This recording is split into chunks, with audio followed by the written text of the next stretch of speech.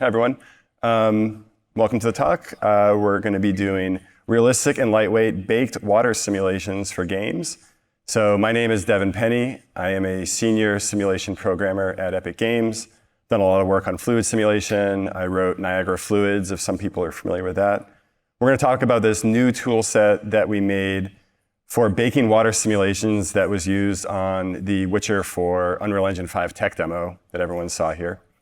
And we use it to add these realistic and super efficient rivers to that really rich environment. And also, beyond what we did in that demo, we're going to talk about some other uses where we utilize these bake simulations for coupled chaos simulations for doing like water interactive gameplay elements. Okay, so this is just some clips from the Witcher 4 demo that use the water. These are all running, as you all know, at 60 FPS on the PS5, and these rivers are living in this super complicated environment that we all learn about with the nanite foliage and all these other elements that make it really interesting to try to integrate something else that is typically very computationally expensive, water. So it was a really big challenge to make it work at perf with a very small budget, and also just integrate it into this world because of the really complex lighting and other environmental aspects of it. So this is a brief overview of the tool set, doing baked fluid simulations. And we're using a Niagara fluid simulation under the hood for doing the river using shallow water. And we use those to bake out the simulations to textures, use them in game, use them for rendering, use them for physics. And this is a new experimental feature in 5.6, part of the Water Advanced plugin. So, that's where you would want to find it. Okay, so here's just kind of an overview of the talk. So we're going to start by talking about that baking workflow and kind of drive that by the Witcher 4 kind of examples that we have. And we're going to kind of go through the entire process of the baking. And then we're going to go on to sort of the water simulation concepts. Just briefly, this is not the main part of this talk, but it's really helpful to sort of understand how water simulation works for things like this in order to know the limitations and advantages of a system like this. Finally, we'll talk about the surface shaders and secondary particles, which are really responsible for bringing this whole thing to life, because otherwise, you only have this very static-based simulation. And the last thing we'll talk about is that chaos integration to show how we can use the baked river data for gameplay elements by coupling the velocities you get from the river with chaos. So first, we will talk about the baking workflow. So here is just like an overview of the general editor workflow for doing the bake simulations. In purple, we have the first stage, which is just what a lot of people who are used to working with water bodies in the engine might seem familiar with, is just laying out your rivers, using the river splines, modeling the terrain, modeling your landscape, and just making sure that you have something where water can flow down it. So that's really all that matters here. And we do rely on those spline-based water bodies to sort of guide the river. We'll talk more about that later, about how spline-based rivers are used. Main part of this is just like making sure your map can handle rivers. Second part, simulating the river and reviewing it.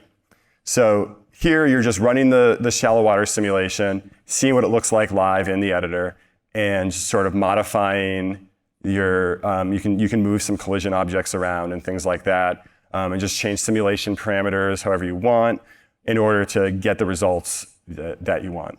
And finally, once you're good with your simulation, you bake it with just a button, and that propagates the data to all of the water bodies in your map, and you can preview it.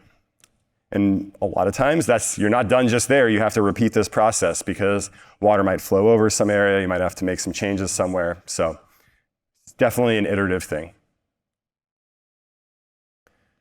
So Here we'll just talk about the modeling phase. And this is sort of an illustration that we saw from the keynote that demonstrates the flow of the river and what happens when you move a collision object. So here, during the modeling phase, you have some rocks as colliders and you'll move them around in your map and you'll get different flow depending on where you put those objects, and the flow will adapt to these types of things. And we found that you can get really interesting results by just moving rocks around in the river, just like a normal river. Depending on where rocks are, you'll get like different types of rapids and things like that. And that's something we'll definitely discuss later on when we talk about the chaos integration. But purely for visual uses, like in the Witcher 4 thing, also really important to just place them to give interesting results. Also, really important thing that doesn't really illustrate it here, but anyone who's run fluid simulations know you can't really predict what they're going to do before you start it. So you might model your landscape, have your height field, run the simulation, water spills out over the side. Pretty common thing. This is where having that iterative workflow is really helpful because you can change it and put a rock in where it spills over or change the terrain a bit, that kind of thing. So on the Witcher 4 demo, we had 2 simulated rivers. Each of those 2 rivers was comprised of between 2 and 4 spline rivers, or spline water bodies.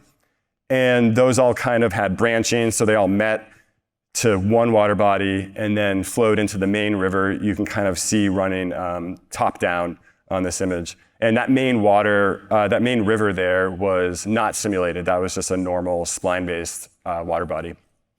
But the ones in pink were all simulated. And we definitely had a lot of iterative work with CD Projekt Red on the terrain, because they modeled the terrain and then you'd run a sim and the water would spill over or something like that. And, you have 2 dueling things here. You have what the art direction is and what the artists want to do, and then you have what the simulation wants to do. And you really have to meet somewhere in the middle to make sure that both work well together.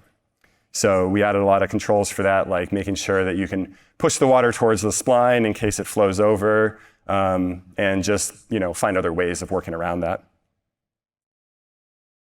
So all of this work is controlled by this new actor we introduced called the Shallow Water River Actor. It controls everything related to the simulation and baking process, and we'll just give a quick overview of it here. So at the very top, in purple, you have just these buttons that are very useful. You can bake it with one click. You can reset the simulation with one click. So maybe you make some changes to your landscape and you just want to rerun the simulation. You press reset, and it kind of handles resetting everything with your simulation. Otherwise, like when you just have your Niagara simulation, you put it into a scene, sometimes it can be kind of tricky to kind of manage all of this and make sure that everything works correctly. But we kind of made sure that that was all encapsulated really nicely in this actor. So next, going from top down, all the simulation parameters. Like I said, this is all driven by a Niagara Fluids simulation. So it's a typical shallow water simulation from Niagara Fluids, and tuned for some specific things related to the baking process and working with spline-based rivers. Same basic thing though. Anyway, so we have some parameters here that all connect to that Niagara simulation, and you can change them here for convenience. Note that for those of you who are used to using Niagara, you can also just open up Niagara itself and play with it just like you would with any other Niagara system. So the next section's probably the most important one to change first, because it's the only one you really need to make sure to do before you get any results, is what are the source water bodies? So this is where you connect up the ones in your map that you want to simulate. And once you connect that up to here, it'll kind of take over the material assignments and things like that, because the whole purpose of this actor is to act as an interstitial between the simulation and the water bodies to make sure that they render the live sim, render the bake sim, do some debug view, things like that. And finally, something that we'll go into a little more is the collisions. So collisions are definitely the key component to this for getting good visuals. And if you've run fluid simulations before, you know that is like the crux of running a good fluid sim is really good collisions. So here's where you set up your collision objects. And to go into it in a little more detail, we do collisions based on a number of things, but it really all comes down to making some height field that lives underneath where the water will simulate for the water to flow along. So we'll use landscapes, you can use static meshes, and you basically just can tag them or add them to a list. Sometimes you might want to dilate them. So when we say dilate, what we're doing is basically making the collision object a little bit bigger.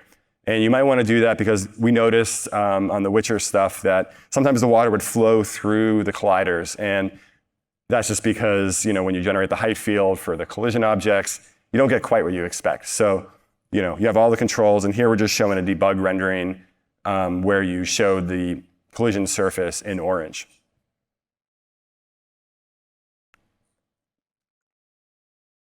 So here we have, in addition to that orange view, we have other rendering states that kind of take control of rendering the river to show you different views of it. This first one on the left is just the water component. The water component is what you would get normally if you were just rendering the water bodies themselves with no simulation. So when you're editing the spline points, you often want to have it in water component mode because then you can just see, kind of this very simplistic view of it. In the middle, you can do the live simulation, so you can see the propagation of the flow. And on the right, the bake simulation, which is what you use in-game and is a super optimized view of everything. Okay, so next we're going to just talk about the water simulation concepts that work behind the scenes here to get the results. So everything here relies on shallow water simulation. Shallow water simulation is a 2D fluid simulation technique that just generates a height field that describes the fluid state. So you get the fluid height, and there's some amount of depth associated with it, and a two-dimensional velocity vector on that surface that represents the flow velocity. And so this is something we've had in Niagara Fluids for a very long time. We're using the same basic simulator we've always used. In this example we're showing here, we have ripples coming off of a character using shallow water. It's a pretty robust type of simulation that lets you do things from ripples like this to rivers. So the same core architecture can be used in a lot of different scenarios.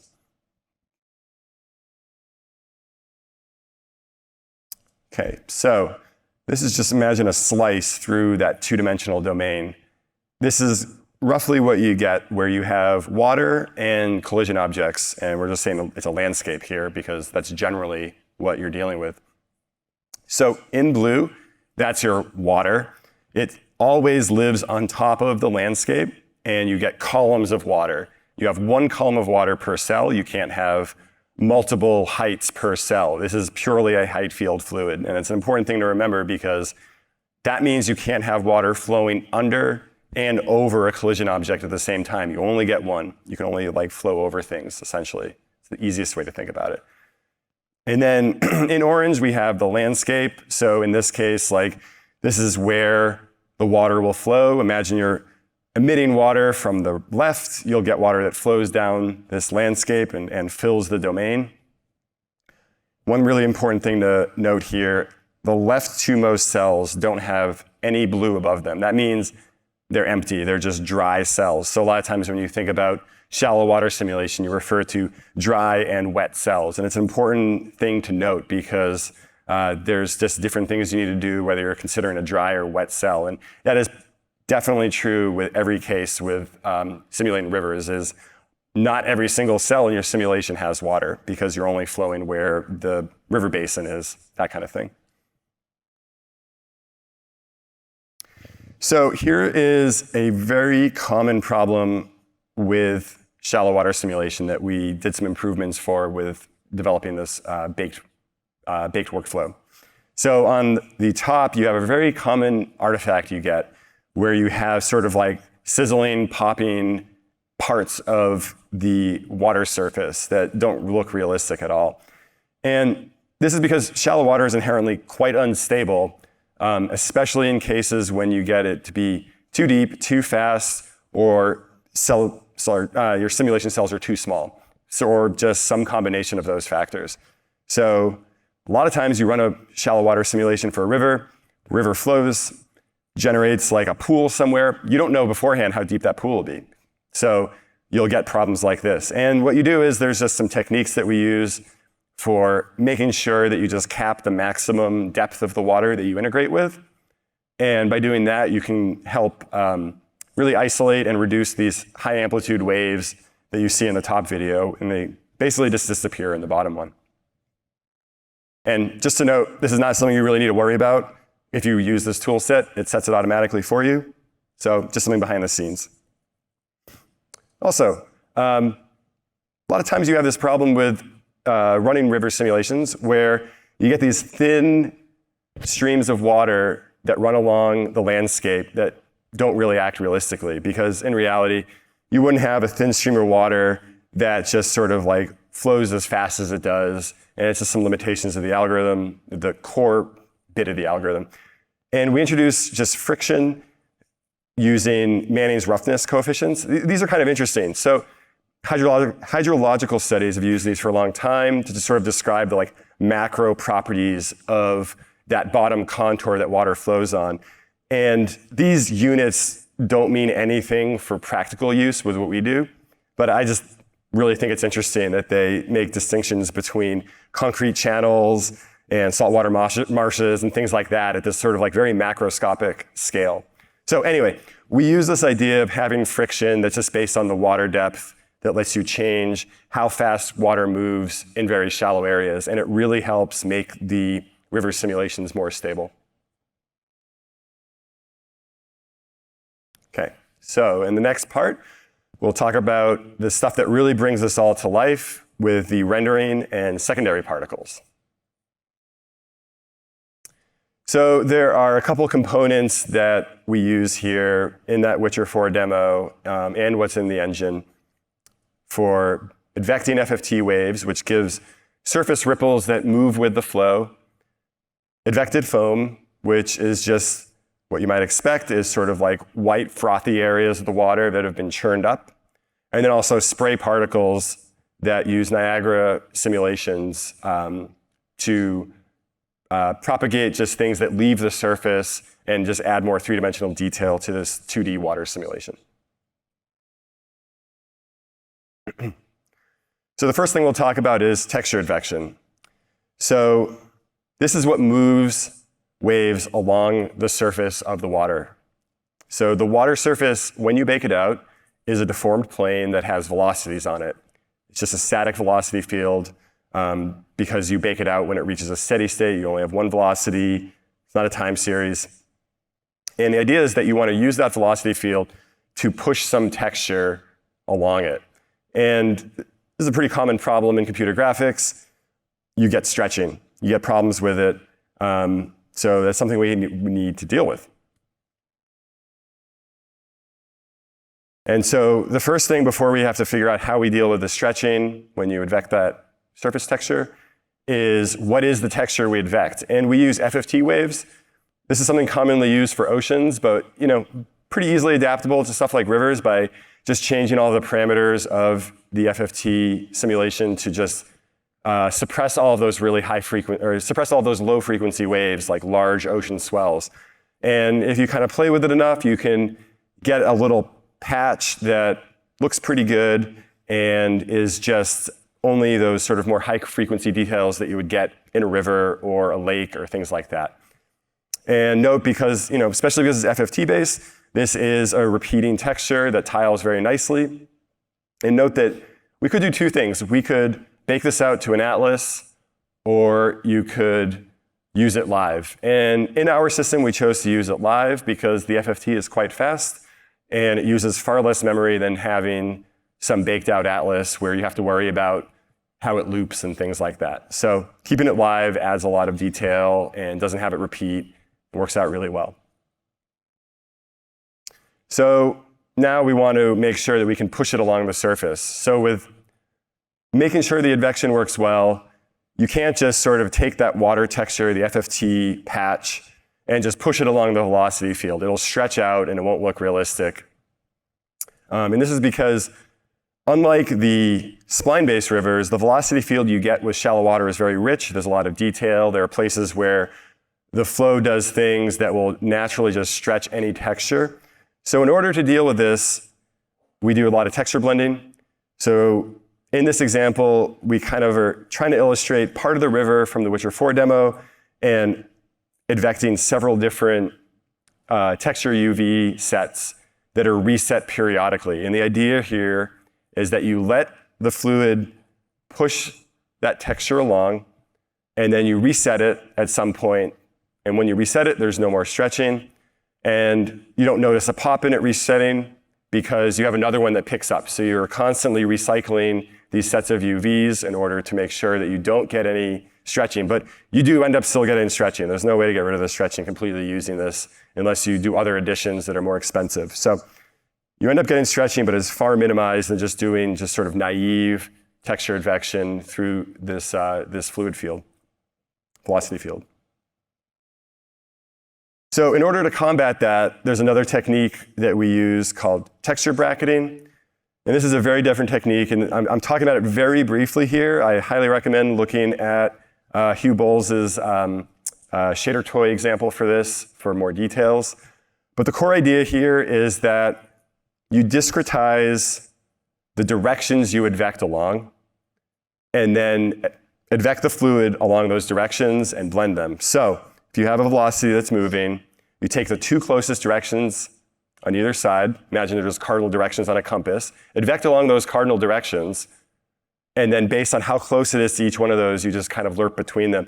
And the end result of it is, and you can kind of see it here, is you get the texture slides over itself, but it's not stretching. So in this case, you have a different artifact, but this artifact is, in some cases, less objectionable than the stretching. So obviously, we can't just use one of those, but we use both of them together. And in cases like this, where you have much higher frequency detail than something like that, that checkerboard, you don't really notice it. So it works pretty well. And as you might expect, there's a million controls for it, but generally you don't need to touch them too much because it'll just work for the types of rivers we have. There are cases where it does break down, but it works pretty well as a general purpose tool.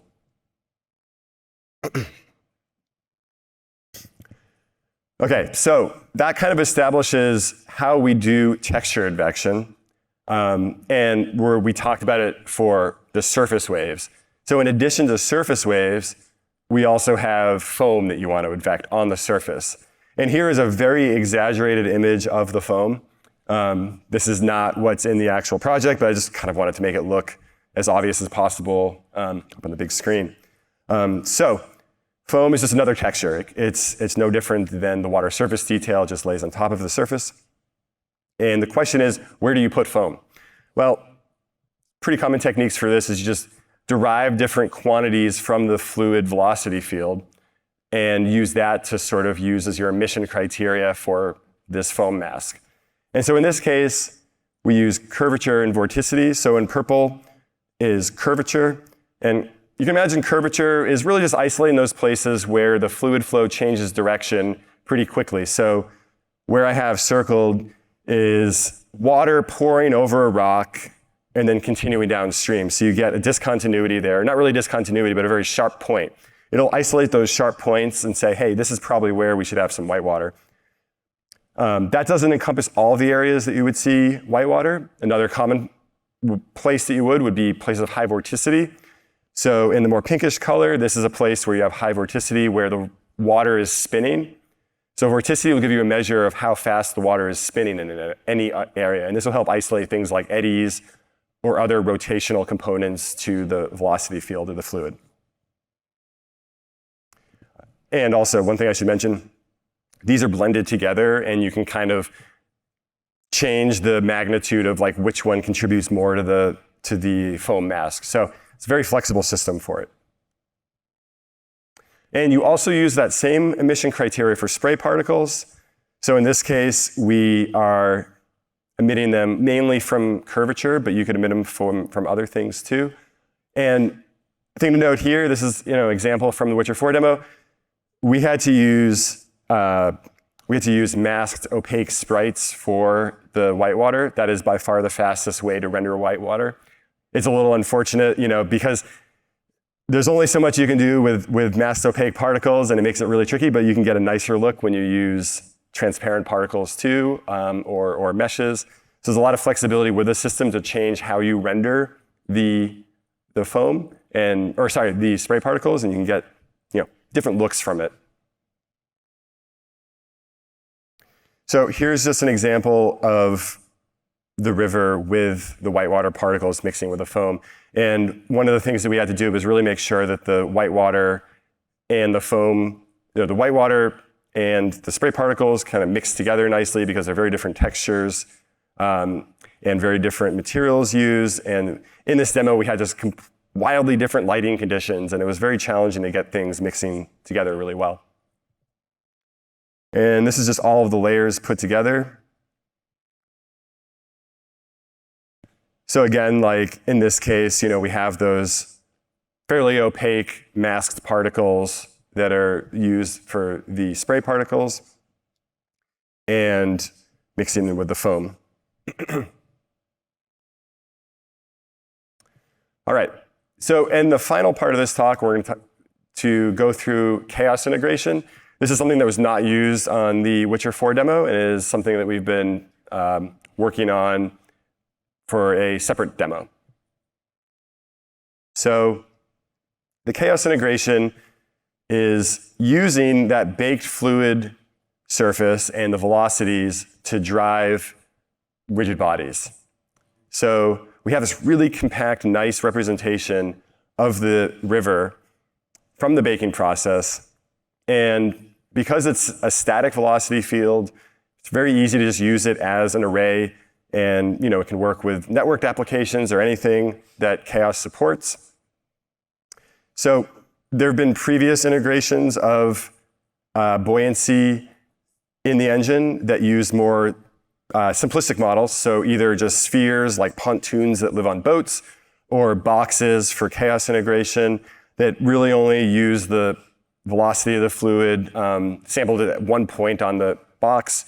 So in cases like that, you can't support rotating velocity fields where you might have the fluid flow spin an object, and the drag model didn't support things like using the actual shape of the object. So in this case, we wanted to generalize and make sure that we support 1, convex hulls, and 2, complex river flows. And obviously, making sure that it is performant and can handle multiple interacting bodies at once. So we make some concessions for accuracy to make sure that we can handle the types of things that we would have in general case experiences built with Unreal. So here is just a little bit of math. Doesn't really matter too much if you look at it too closely. But the force computation for saying, how do we use the fluid flow to impact a rigid body has a lot of parameters to it that you don't need to worry about as an artist or as a developer, but show the complexity of this model that we have. So it depends on the area of the object. So if you have something that is really long and thin, it will behave different than something that's more pancake shaped. We're doing things like computing the volume of that object below the water surface and utilizing the fluid velocity sampled across the entire surface of the object to do a surface integral to get a really accurate representation of how the fluid impacts the object regardless of the shape. So we'll go into a little bit of detail about the algorithm we use for computing that force. Here we're showing a box in that orangish color. That could be a convex hull. Normally when we use this, you end up using a convex hull. It gives much better results without a huge amount more cost, but the boxes are very, very efficient to do too. And what we do is we compute a single water plane per box. So in this case, you have a water plane that spans across really the bounds of the box. And we do one water plane per box to just make the algorithm more simple. It'll become more clear in the next slide. And so we sample that water height, we sample the water normal and use that. And note that in practical use, you often have more than one shape per rigid. So in that case, you'll have one water plane per rigid. So you can get much more complex interaction with the water when you have very large objects or things that are have just very detailed shapes. So first thing you do after you have that water plane is you compute the intersection points of that water plane and your box, or imagine it's a convex. And it's really the same integration code regardless of box or convex hull.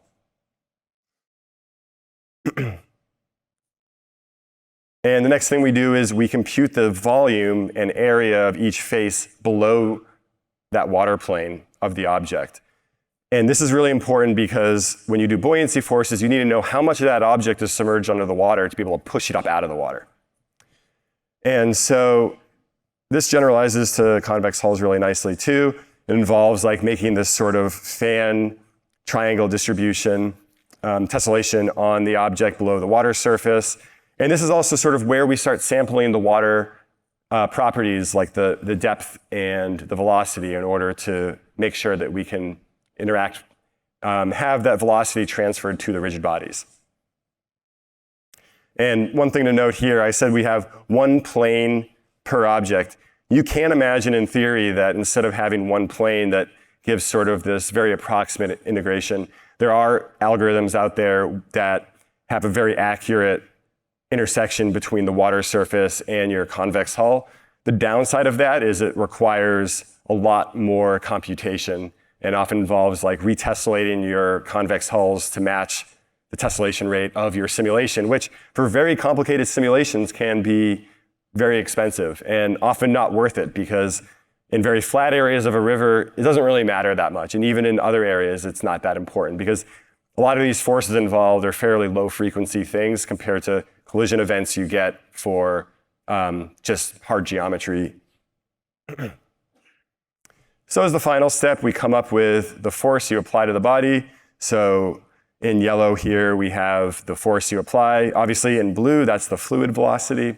So depending on a bunch of those parameters that we just calculated, you come up with some force for the object. Here are some practical examples. So here we have boxes of different densities. And some of you might remember back to grade school, you talk about Archimedes' principle. So in red, we have an object that has a density of 0.5 grams per centimeter cubed. And half of the object is above water and half of it's below water. As you move to the right, those two have very low density, and they sit very high up on the water. Note that you do get some instability with really low density things. And that's something that, at least for now, you need to be careful of if you're using the system and make sure you dial in what density basically the highest density you can get away with for your object that you want to simulate. And as we move left, you get different properties. An interesting thing is the second one from the left is neutrally buoyant. So in this case, it's the same density as the water. And if any of you have gone scuba diving, often you'll adjust your density as you're diving to make sure that you float in the water without moving up or down due to buoyancy. So you can kind of get that kind of effect too. This is a very simple example of the drag model that we use. So with this drag model, the really important thing to note is the surface area in the direction of movement matters a lot. So both of these boxes have the same initial velocity and start at kind of the same point, but one of them propagates much farther than the other one. This is because the aerodynamic drag has a really big impact on how fast it approaches the velocity of the water. And so in this case, the water is just still. So it's just like how fast does it come to rest? And this property works not only for surface velocity like this, but also for buoyancy too. If anyone here has ever jumped into a body of water, like into a pool, if you do a pencil dive and just kind of get really straight and just jump in, you go way deeper in the water than you do if you make a belly flop. And this is the same principle at play here, and you'll see that in the example we give a little bit later with the demo we created.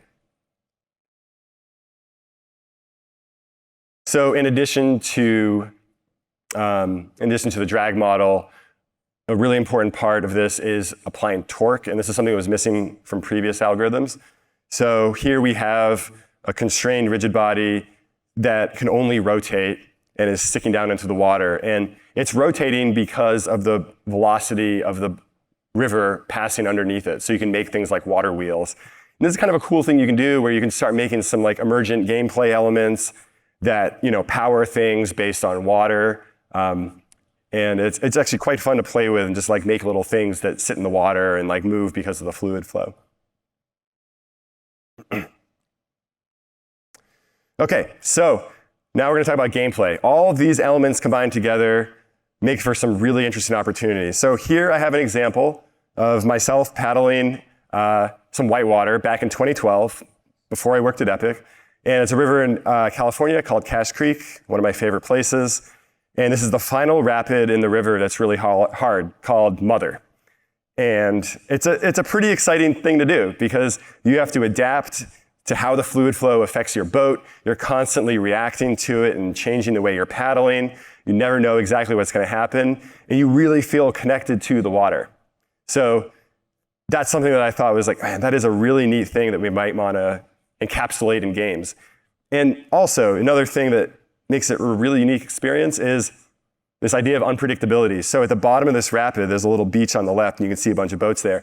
People just pull out of the river, grab a beer, and just watch the carnage where everyone's falling out of the raft. And it's like a great place to see it. It's quite entertaining.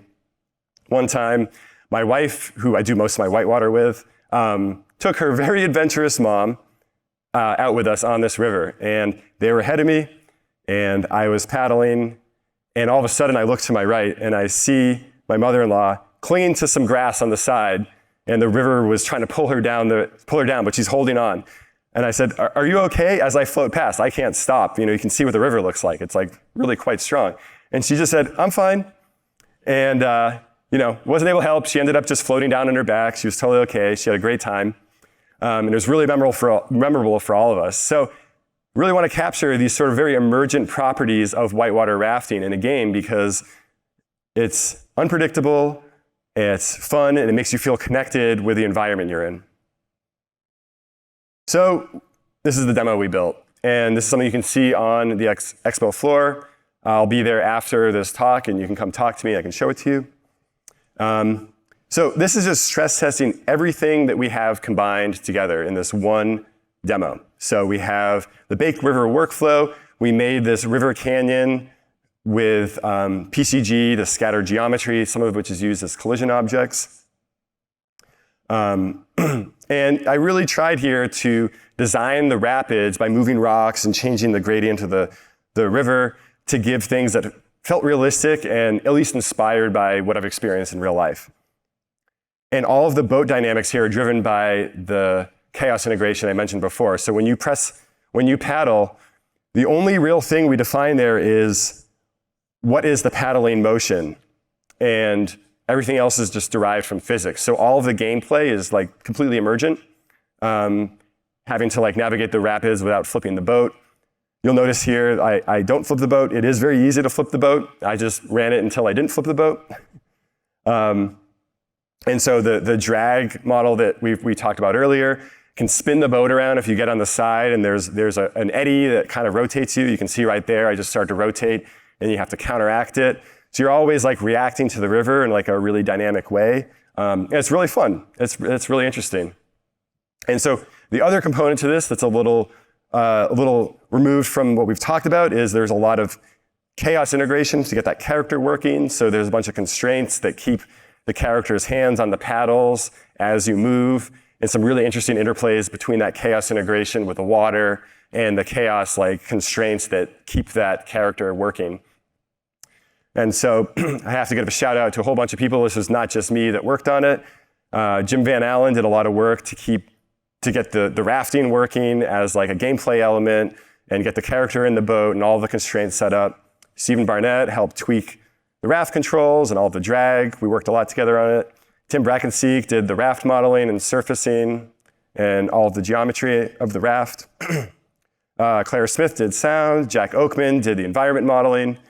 Dan Pearson and Jonas Anderson did some shader work and spray particle work. Cedric Collard and Bryce Criswell and Michael Baylog really helped out with supporting this project, and it was really fun to work on. So yeah, you can come find me on the expo floor. I'd be happy to show it to you and go through it, show you the project too.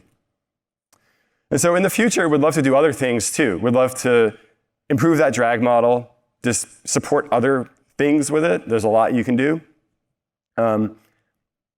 There's also a lot we can do to just improve the general rendering of the foam and the water surface. Just taking a pass over all of that and really making sure we can dial it in really well and just add some other features that we've been playing with. And here I just wanted to show something as just a teaser example of something I'd really like to do that's not ready for production whatsoever, or even a talk, is the idea of coupling for 3D sims. So in this case, we have a 3D flip simulation for liquids and this ellipsoid that both makes splashes and can be affected by the water as we move the boxes. So I think there's a lot of other types of things that we can make with 3D sims. Obviously, very expensive, but mainly just for the purposes of seeing how far we can push water-based emergent gameplay. And here, if you're interested in any of the references we use, recommend taking a picture of it, or just you can come ask me and I can give some of this info. But there's a lot of really good literature out there on this topic, and I kind of picked and choose the things that worked really well for this. Okay, yeah, and thanks to all of you. And yeah, please come by the expo right after this, and I'd be happy to give you a demo.